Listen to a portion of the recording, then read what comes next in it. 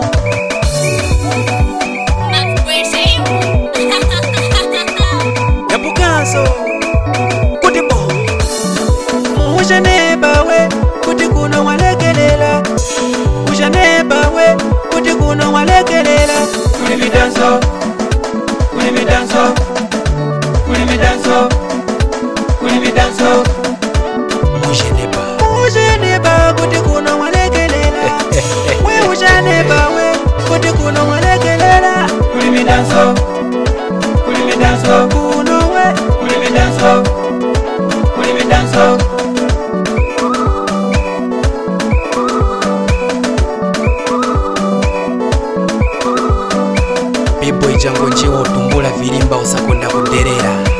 Vilimba vifunika kuliza ngoma usavinyingirira yayi. Sevenese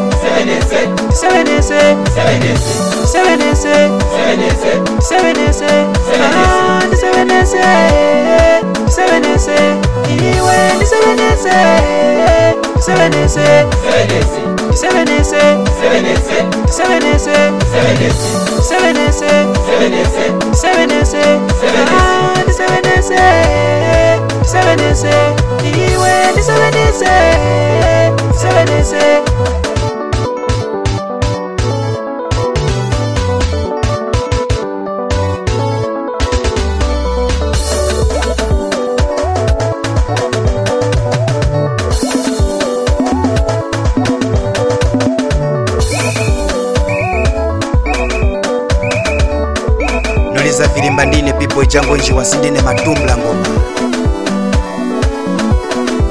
Mr. Pipo on the beat, running up. Big question.